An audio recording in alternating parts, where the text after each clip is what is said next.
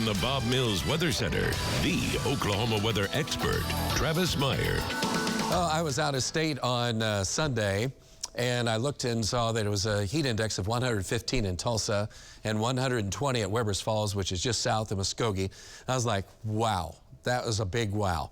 And everybody was here, Sawyer mentioned as well, is just big wow. Well, guess what? It's going to be a big wow for the next few days as we start to get away from the breeze. We had a nice little break here as a lower humidity came in, and it felt a lot more comfortable yesterday.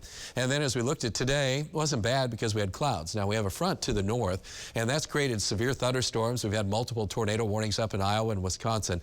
And then that trailing cold front has created some showers and storms around the Kansas City area. Back down, can't quite make it to Wichita at this point. It's getting awful close.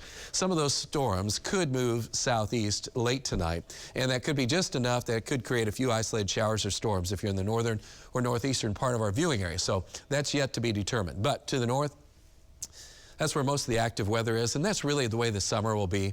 Most of the tornado watches, severe thunderstorm watches, and really a lot of the nasty weather now is going to pretty much be pushed to the north because the jet stream's more to the north. But it's very interesting what's going on because today temperatures have been hot across a big chunk of the country because there's daylight almost nonstop. The northeast has been cool. The northwest has been cool. Flooding in Yellowstone has been horrendous. So again, if you had family and friends that were trying to be at Yellowstone, they've got it closed down because of massive flooding that they haven't seen in forever. Desert Southwest is hot, but what's going on right now is this one big storm system is moving across trailing areas, showers and storms. And then so we're looking for that to just kind of move out. And then this big ridge moves in. So as you watch what's going on, that's blocking. There's a storm system out there. You can see all the arrows indicating the flow. So there's a big low over to the east, big low out to the west. And this is what we don't want to really see in the summer too much. I mean, some folks that love summer, they can enjoy it, but the big dome just kind of stays there and doesn't move very far. There's a small weakness on Saturday that could give us a few isolated storms, but overall it's a pretty powerful high pressure system. It just kills everything, and so that just kind of loses the clouds. The winds aren't very strong. It's hot, it's humid.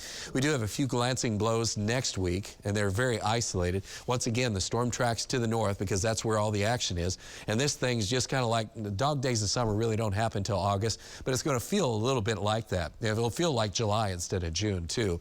And so it's going to take a while before we really get to have a break. But there is something like in about 2 weeks where the temperatures could actually get in the 80s for a few days. But between now and then, average temperatures are right around 90. And we're expected to be 5 to 7, 8 degrees warmer than that through the next 10 days.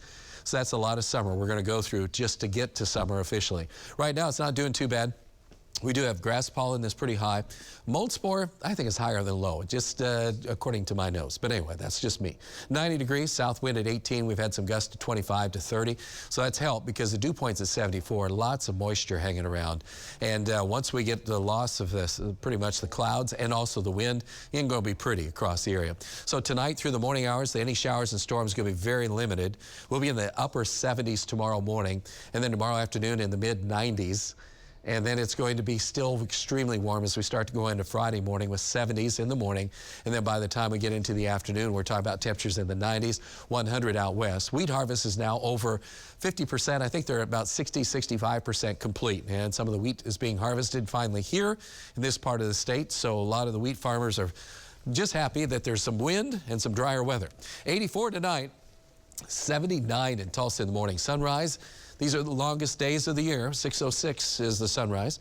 And as we look at the afternoon to noontime, temperatures already at 92, and we're headed on up to 96 in the afternoon. And man, are we stuck in summer right after Friday and into that following weekend. We do see a little reprieve as I was showing you, but overall, man, that is a July temperature forecast if there ever was.